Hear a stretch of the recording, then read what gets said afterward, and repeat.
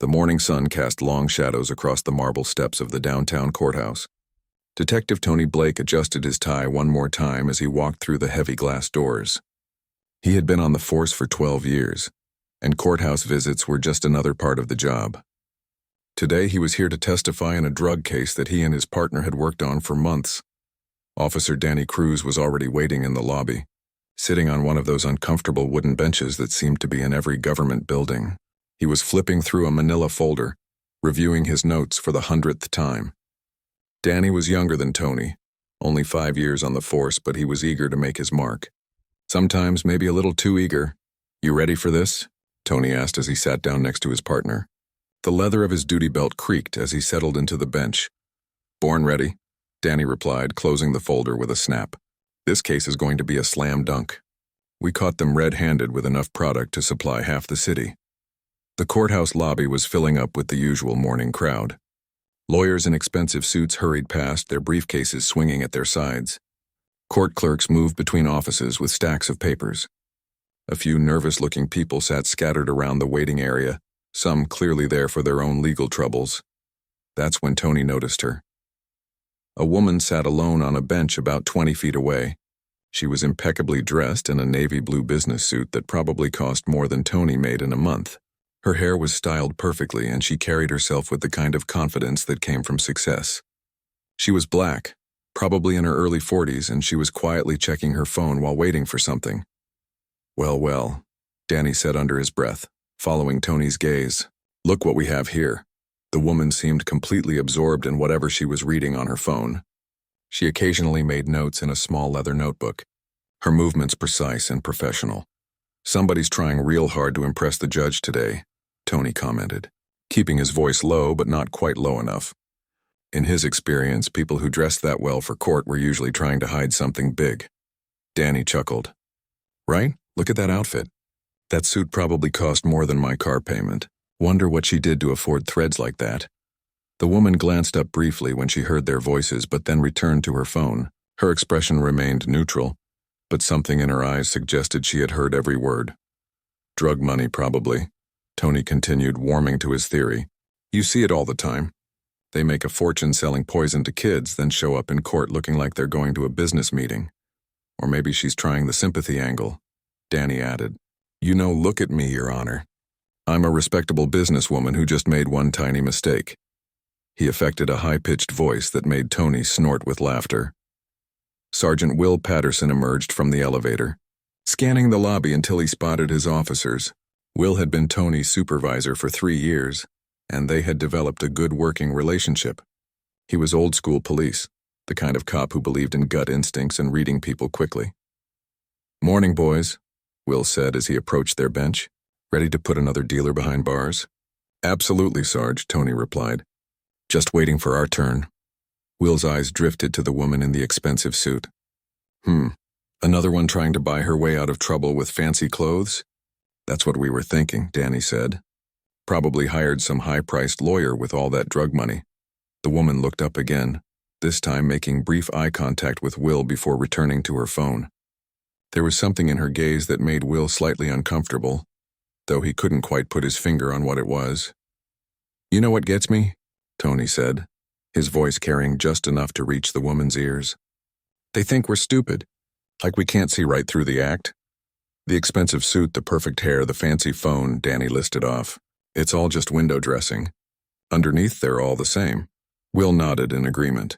23 years on this job, and I've seen it all. They think if they dress the part, they can fool a judge into thinking they're something they're not.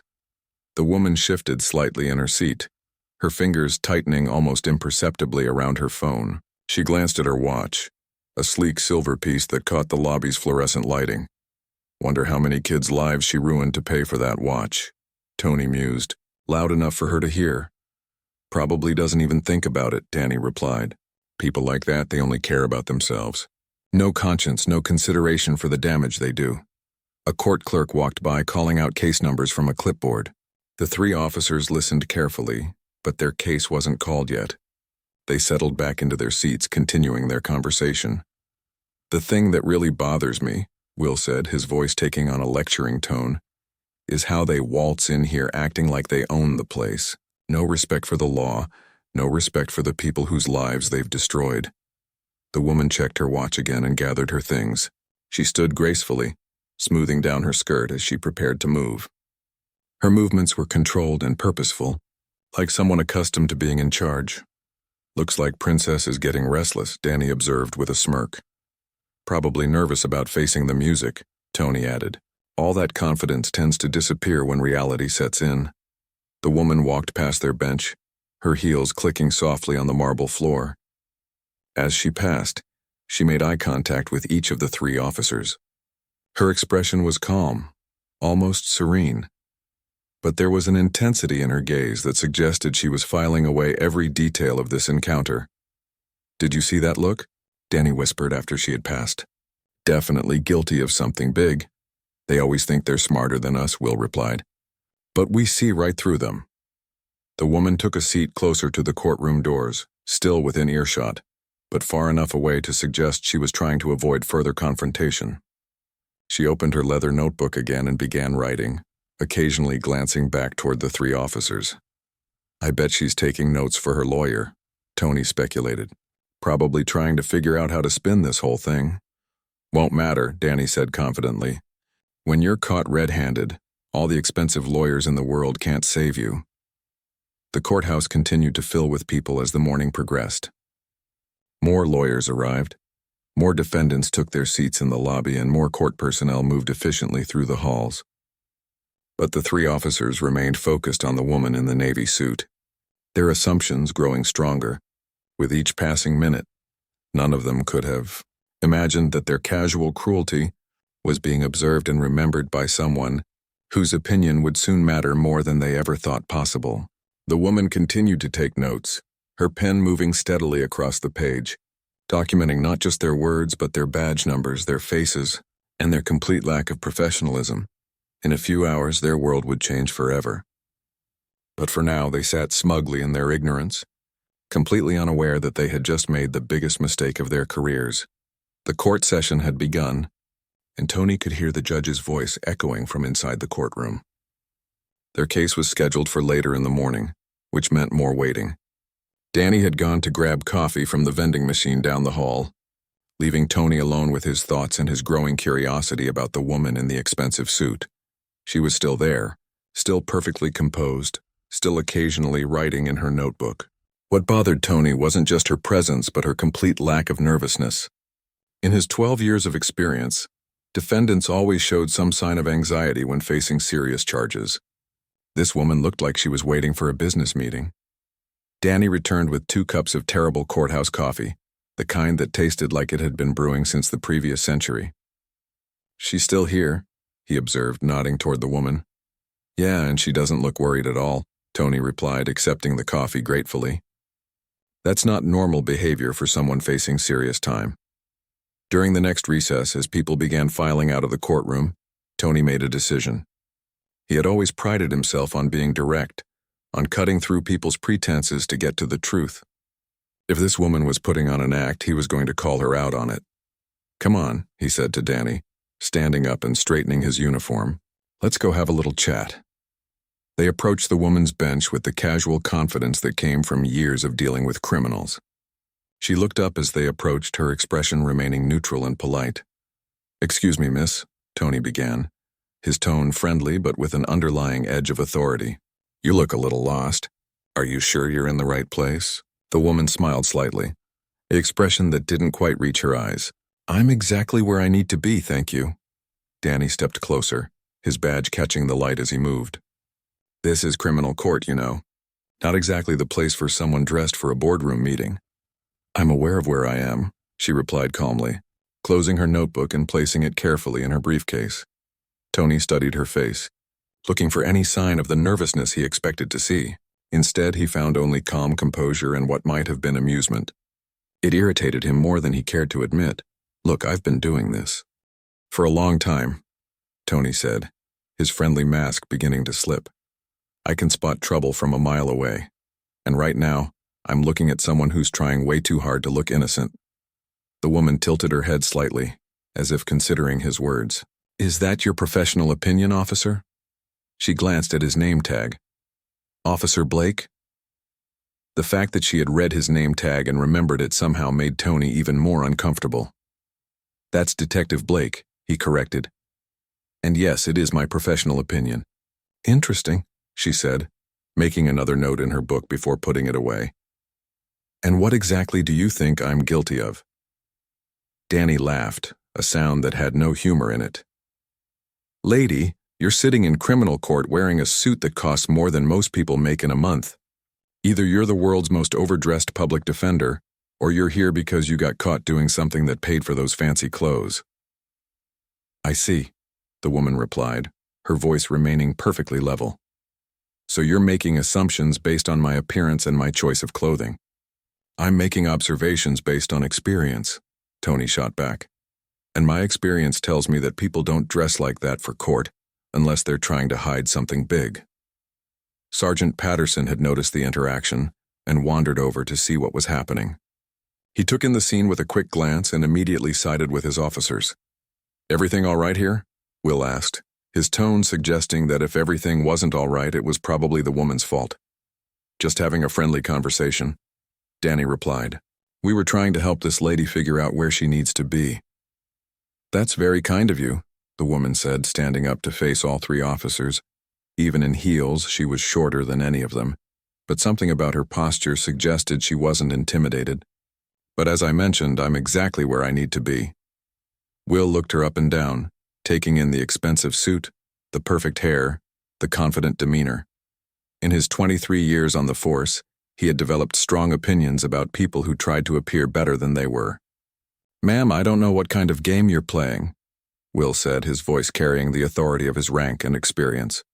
"But this isn't the place for it. If you're here for sentencing, you might want to lose the attitude and show some respect for the court." "I have nothing but respect for the court," she replied, "and I'm not here for sentencing." "Right," Danny said with obvious disbelief. "So what are you here for? Just enjoying the ambiance of criminal court?" The woman glanced at her watch again, the same expensive timepiece that had caught Tony's attention earlier. "I'm here for a meeting." "A meeting?" Tony laughed. "What kind of meeting happens in criminal court, unless you're meeting with your lawyer to work out a plea deal?" "Not that kind of meeting," she said simply. Will stepped closer, using his height and bulk to try to intimidate her. It was a tactic that had worked countless times over the years. "Look, lady, I don't know what your story is, but I can smell trouble a mile away. And right now, you smell like trouble." "That's an interesting choice of words," the woman replied, making yet another mental note of the interaction. "You know what I think?" Danny said, his voice rising slightly. "I think you're here on multiple charges. That's why you're not nervous about just one case. You're trying to figure out which courtroom to hit first." The woman's expression didn't change, but something flickered in her eyes. "Multiple charges. That's quite an assumption." "It's not an assumption when you've seen it as many times as we have," Tony replied. "Career criminals always have that same look, that same arrogance." "Career criminal," she repeated, as if testing the words. "Based on what evidence?" "Based on the fact that you're sitting in criminal court looking like you own the place," Will answered. "Honest people don't act like that when they're facing serious charges." "And what if I told you I'm not facing any charges?" the woman asked. "Then I'd say you're lying," Danny replied without hesitation. "Nobody sits in criminal court for fun. Unless they're waiting for family," Tony added. "But something tells me you're not the type to have family members in trouble. You're more the type to be the family member in trouble." The woman stood quietly for a moment, processing their words and their attitudes. She seemed to be weighing her options, deciding how much to reveal about her true purpose for being there. "You gentlemen seem very confident in your assessment," she said finally. "We're good at reading people," Will replied proudly. "It comes with the territory." "I'm sure it does," the woman said. "Tell me, in your experience, what usually happens to people like me?" "People like you?" Tony repeated. "What do you mean?" "By that?" The woman smiled, and this time it did reach her eyes. But it wasn't a pleasant smile. It was the kind of smile that suggested she knew something they didn't. "People who dress above their station," she clarified.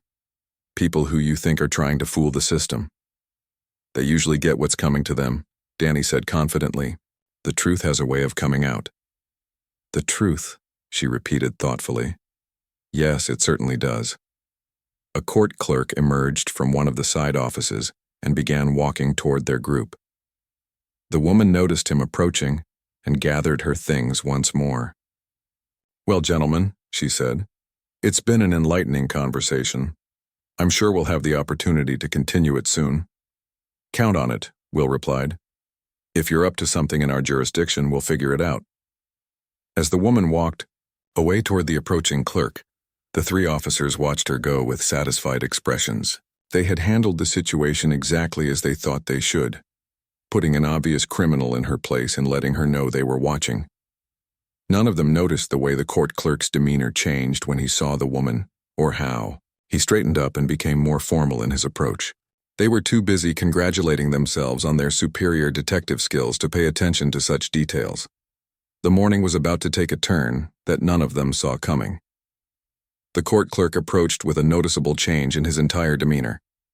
Gone was the rushed, harried look that most courthouse employees wore like a uniform. Instead, he walked with purpose and what appeared to be genuine respect. Director Carter, the clerk said, his voice carrying a tone of deference that made Danny's coffee cup pause halfway to his lips. Thank you for waiting. They're ready for you in conference room A. Tony blinked, certain he had misheard. Director? He exchanged a quick glance with Danny, who looked equally confused. Will was staring at the interaction with the beginning of what might have been concern creeping across his face. Thank you, David, the woman replied, using the clerk's first name with the familiarity of someone who was clearly known and respected in this building. I hope I haven't kept anyone waiting too long. Not at all, ma'am, David replied quickly. The district attorney asked me to escort you personally. The federal team arrived about 10 minutes ago. Federal team. The words hung in the air like a challenge to everything the three officers thought they knew about the situation. Tony's mind raced, trying to process what he was hearing. Federal teams didn't meet with defendants. They met with prosecutors, with other law enforcement, with people who mattered in the justice system. Excellent, Director Carter said, falling into step beside the clerk. I'm looking forward to reviewing the Joint Task Force proposals. Joint Task Force. Tony felt his stomach drop. Those words belonged to a completely different world from the one he had imagined. Joint task forces were serious business, involving coordination between different levels of law enforcement on major cases. As they walked toward the elevator bank, Danny finally found his voice. Did he just call her director? He whispered to Tony. I think so, Tony replied, his earlier confidence evaporating like morning fog. Will was silent, but his face had gone slightly pale. 23 years of experience had taught him to recognize the signs when a situation was spinning beyond his control, and this definitely qualified. The elevator doors opened and David held them while Director Carter stepped inside. As the doors began to close, she turned back toward the lobby and made direct eye contact with the three officers. Her expression was completely professional, but there was something in her eyes that suggested she remembered every word of their earlier conversation. Who do you think she is? Danny asked as the elevator disappeared from view. I don't know, Tony admitted, his voice lacking its earlier certainty. But directors don't get called director unless they're running something important. Will pulled out his phone and started typing rapidly. David Martinez, he muttered. I know that clerk. He's been here for 15 years, knows everybody who matters in this building. What are you doing, Sarge? Danny asked. Trying to figure out who we just talked to, Will replied, still typing. Because if she's really some kind of director working on federal task forces, we might have a problem. The lobby had returned to its normal morning rhythm, but the three officers felt like they were suddenly standing in a spotlight. Other courthouse personnel moved past them with their usual business, but Tony couldn't shake the feeling that something fundamental had changed. Maybe she's just someone's assistant, Danny suggested hopefully. You know, like an assistant director of something small. Assistant directors don't get personally escorted by senior clerks, Will replied G. And they don't have meetings about joint task forces. Tony was staring at the elevator doors as if they might provide answers. Think back to how she was acting. She wasn't nervous at all, not even a little bit. Because she wasn't here as a defendant, Will said, the realization hitting him like a physical blow. She was here for work. Through the glass walls of the conference room area, they could see movement as people gathered for what was obviously a high-level meeting. Men and women in expensive suits, some carrying briefcases with federal agency logos, others with the bearing of senior law enforcement officials. There, Danny pointed. Look at that. Director Carter had entered the conference room and was clearly leading the discussion. She stood at the head of a long table while others took notes and asked questions. Charts and documents were spread across the table, and she pointed to various sections while explaining something to the assembled group. She's running the meeting, Tony said quietly. Whatever that meeting is about, she's the one in charge. Will's phone buzzed with a text message. He looked down at it and his face went even paler. Jerry Morrison from the DA's office, he said. He says there's a joint federal-local task force meeting this morning about police accountability and corruption investigations. The words hit them like a series of physical blows. Police accountability, corruption investigations, federal oversight. These were the phrases that ended careers and ruined lives. That can't be right, Danny protested. We're good cops.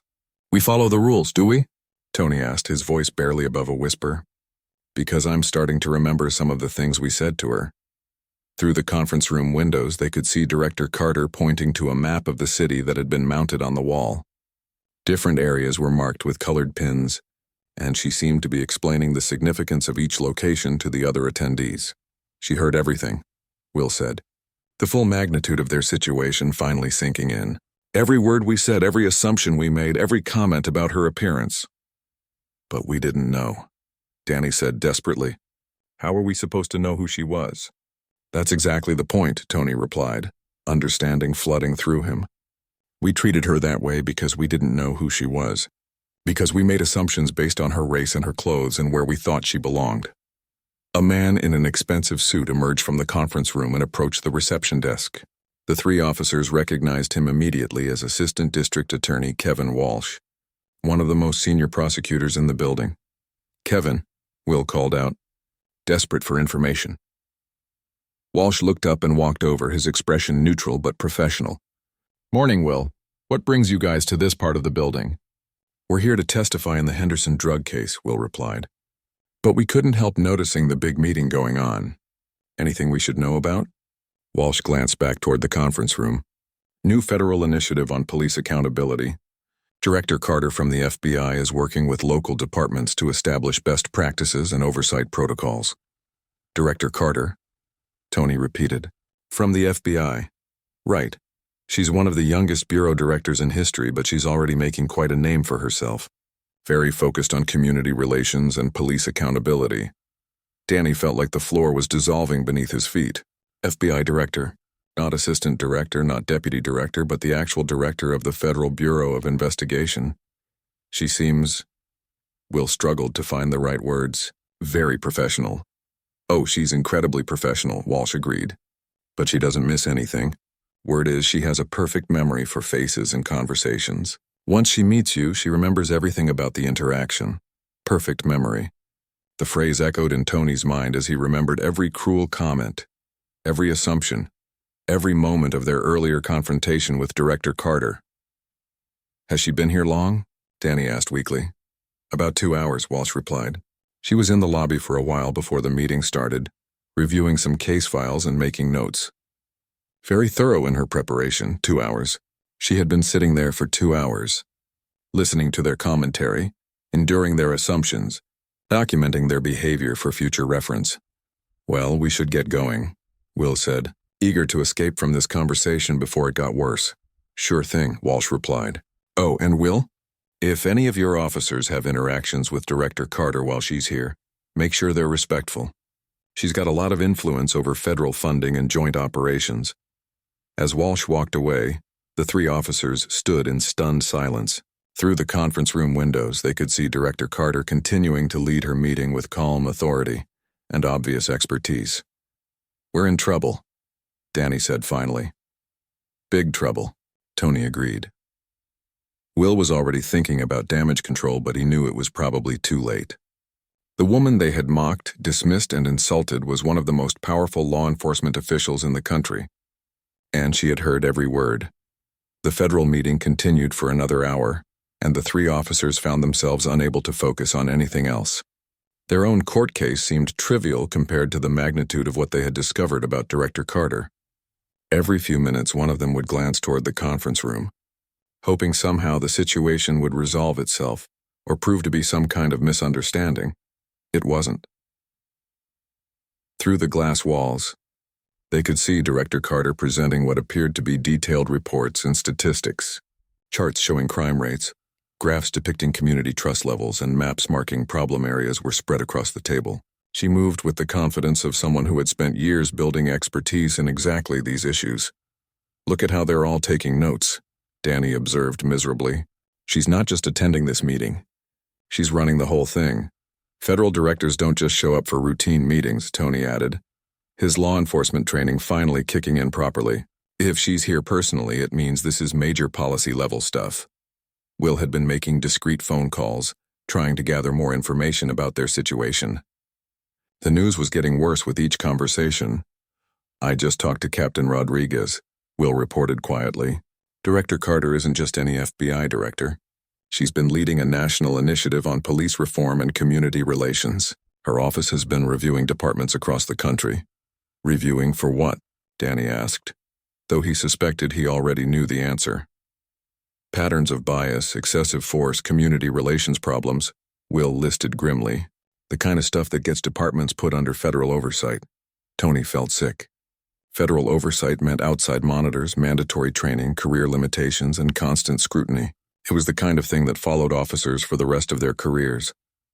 "Maybe she won't remember us specifically," Danny suggested with desperate hope. "I mean, she must meet hundreds of people."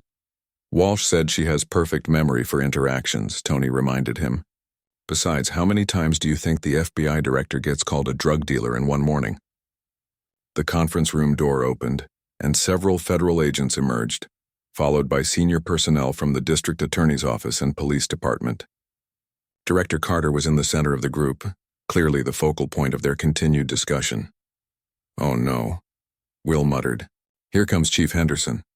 Police Chief Robert Henderson was walking directly toward them with Director Carter at his side. The chief's expression was neutral, but there was tension in his posture that suggested this wasn't a social visit. "Sergeant Patterson," Chief Henderson called out, "could I have a word with you and your officers?" There was no refusing a direct request from the chief, especially not with the FBI director standing right next to him. The three officers approached with the reluctant steps of men walking toward their own execution. "Sergeant Patterson, Detective Blake, Officer Cruz," the chief said formally. "I'd like you to meet FBI Director Angela Carter. Up close." Director Carter was even more impressive than she had appeared from across the lobby. Her handshake was firm, her eye contact direct, and her smile was polite but revealed nothing about her thoughts. "Director Carter," Will managed, his voice sounding strained even to his own ears. "Sergeant," she replied evenly. "We've actually met already this morning, informally." The way she said informally made it clear that she remembered every detail of their earlier interaction. Chief Henderson looked between his officers and Director Carter with growing concern. "Have you?" the chief asked carefully. "I wasn't aware you'd been introduced." "We had quite an interesting conversation," Director Carter continued, her tone remaining perfectly professional. "Your officers were very observant about my presence in the courthouse this morning." Danny's face had gone red with embarrassment and growing panic. Tony was staring at his shoes, unable to meet Director Carter's steady gaze. Will was trying to think of something, anything that might salvage the situation. "I see," Chief Henderson said, his tone suggesting he was beginning to understand that something had gone wrong. "I hope they were helpful." "Oh, they were very revealing," Director Carter replied. "They shared some fascinating insights about their assumptions regarding people they encounter in professional settings." The chief's expression darkened. He had known these officers for years, and he could read between the lines of what Director Carter was saying. His officers had somehow managed to embarrass the department in front of one of the most important law enforcement officials in the country. "Perhaps we could discuss this privately," Chief Henderson suggested, hoping to contain whatever damage had been done. That won't be necessary, Director Carter said smoothly. I found the interaction quite educational. It provided some excellent examples for the training protocols we were just discussing in our meeting. Training protocols. The phrase made Tony's blood run cold. Their behavior was going to become a case study in what not to do. Director Carter was just briefing us on new federal guidelines for police-community interaction, Chief Henderson explained to his officers. Apparently there have been some concerning patterns identified in departments across the country.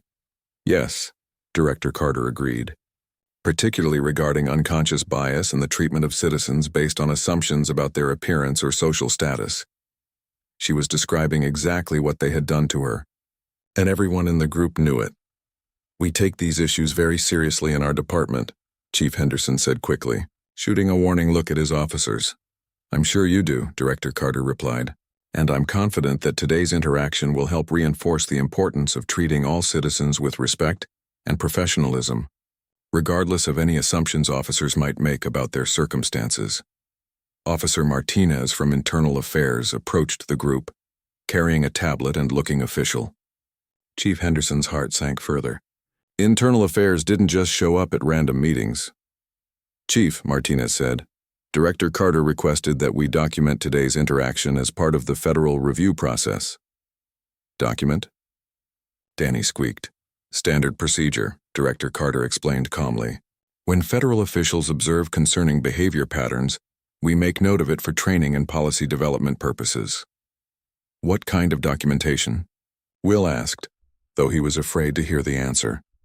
Body camera footage from the courthouse security system, witness statements, and my own observations, Director Carter listed matter-of-factly. It's all part of building a comprehensive picture of how community interactions unfold.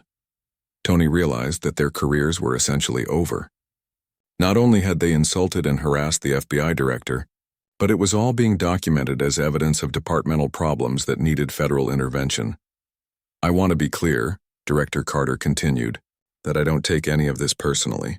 This isn't about individual officers making mistakes. It's about systemic issues that need to be addressed through better training and accountability measures. Her professionalism somehow made the situation worse. She wasn't angry or vindictive. She was treating their behavior as a symptom of larger problems that required institutional solutions.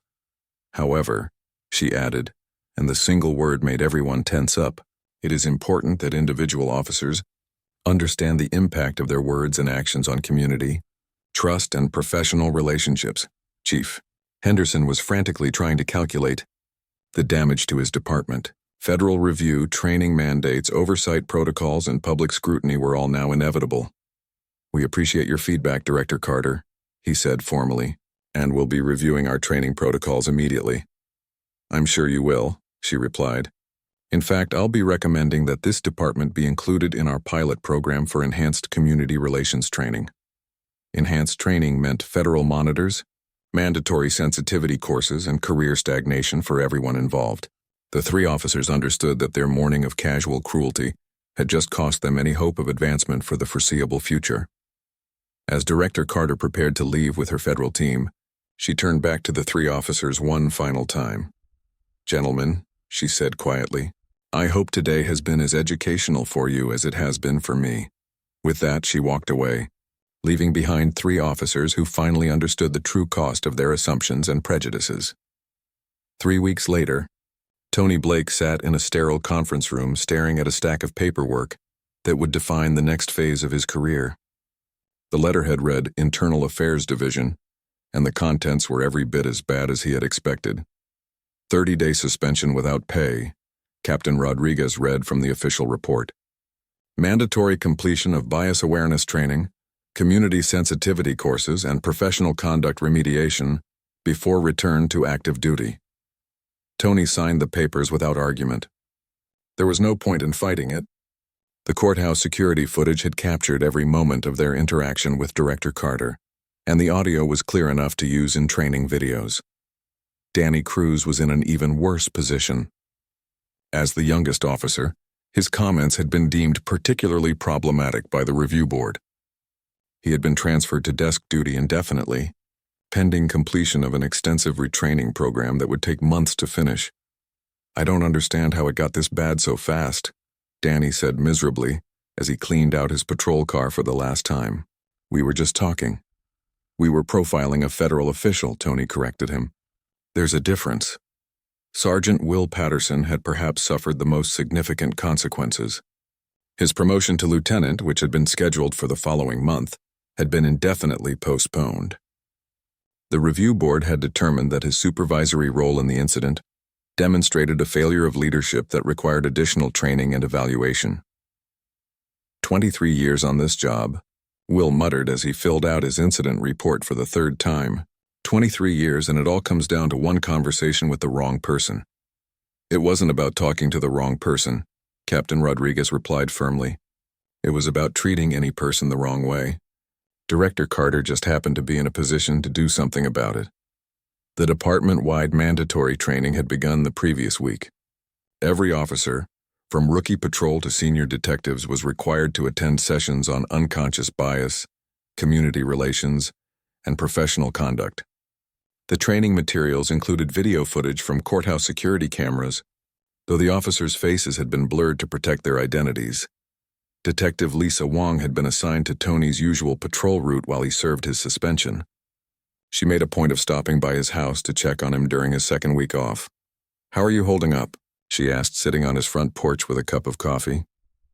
"I keep thinking about what we said to her," Tony admitted. "Every assumption we made, every comment about her clothes, her race, her supposed guilt. It's like watching a train wreck in slow motion, except I was driving the train." "The whole department is talking about it," Lisa told him. "Not in a gossip way, but in a this could have been any of us way. It's making everyone think about their own interactions." That was exactly what Director Carter had intended. The incident had become a case study, not just for their department but for police agencies across the country. The FBI's Community Relations Division was using it as an example of how unconscious bias could damage police community relationships and undermine professional credibility. Danny's girlfriend had been supportive during his demotion, but the financial strain was becoming difficult. Desk duty paid less than patrol, and the mandatory training courses required him to work unpaid overtime to make up for lost time. "Maybe I should look for another job," Danny confided to Tony during one of their court-mandated counseling sessions. "Security work, private investigation, something where I can start over." "Running away won't fix what we learned about ourselves," Tony replied. Besides, Director Carter was right about one thing. This isn't just about us. It's about patterns of behavior that exist throughout law enforcement. The federal review of their department had uncovered other issues as well: community complaint patterns, use of force statistics, and demographic data on arrests. All showed troubling trends that went far beyond one morning's conversation in a courthouse lobby. Chief Henderson had announced sweeping policy changes designed to address the federal concerns. New protocols for community interaction, revised training requirements, and enhanced accountability measures were being implemented department-wide. "I got a letter from the FBI yesterday," Will told Tony during their final week of suspension. "They want to interview me for their national training program development." "What kind of interview?" Tony asked. "They want me to talk about what led to our behavior that morning, what assumptions we made, how we justified them to ourselves, and what we learned from the consequences." The idea of discussing their mistakes with federal officials was intimidating, but Will had decided to participate. Maybe if other officers hear from someone who actually went through this, they'll think twice before making the same assumptions. Director Carter herself had moved on to other cities and other departments, but her influence lingered. The protocols she had recommended were being adopted nationwide, and her report on their interaction had become required reading at police academies across the country. Tony returned to duty with a profound shift in perspective. His first day back on patrol, he was called to a domestic disturbance in an upscale neighborhood. The complainant was a well-dressed black woman who reported that her neighbor was playing music too loudly. 6 months earlier, Tony might have made assumptions about the situation based on the caller's appearance, the neighborhood demographics, or his own preconceptions. Instead, he listened carefully to her concern, treated her with complete professionalism, and resolved the issue fairly. "Thank you for taking this seriously," the woman said as Tony prepared to leave. "I wasn't sure if you would." Her comment hit him like a physical blow. How many other citizens had approached police interactions with that same uncertainty? How many people had wondered if they would be treated fairly based on their appearance or assumptions about their background? Danny eventually completed his retraining and returned to patrol duty, but he was a different officer than he had been before. The mandatory community engagement training had included ride-alongs with social workers, meetings with community leaders, and conversations with citizens who had experienced bias in police interactions. I never thought about how our assumptions affect people, Danny admitted to his training supervisor. I thought I was just being observant, but I was actually being prejudiced. Will's path back to leadership took longer. The promotion board required him to demonstrate sustained improvement in community relations and supervisory judgment before considering him for advancement again. He spent months working with community organizations, attending public meetings, and rebuilding trust that his actions had damaged. Leadership isn't just about rank, Will reflected during his annual review. It's about setting an example that others want to follow. That morning in the courthouse, I set a terrible example. A year after the incident, their department received recognition from the State Police Association for improvements in community relations and bias reduction training. The federal oversight that had seemed so threatening initially had resulted in genuine positive changes throughout the organization. Tony still thought about Director Carter sometimes, wondering if she remembered their interaction as clearly as he did. He had learned that she continued her work on police accountability, traveling to departments across the country and implementing reforms that were making real differences in communities everywhere. The 3 officers had paid a significant professional price for their behavior that morning, but they had also learned lessons that made them better at their jobs and better as people. Their assumptions and prejudices had cost them advancement, pay, and professional standing, but they had gained something more valuable: the understanding that treating all people with dignity and respect wasn't just good policy. It was fundamental to effective policing. In the end, Director Carter had accomplished exactly what she had set out to do. One conversation, documented and analyzed, had created ripple effects that improved police-community relationships far beyond their small department. The 3 officers who had sneered at a black woman in an expensive suit had become unwitting catalysts for positive change, learning that respect and professionalism were not optional parts of their job, but the very foundation of everything they were supposed to represent.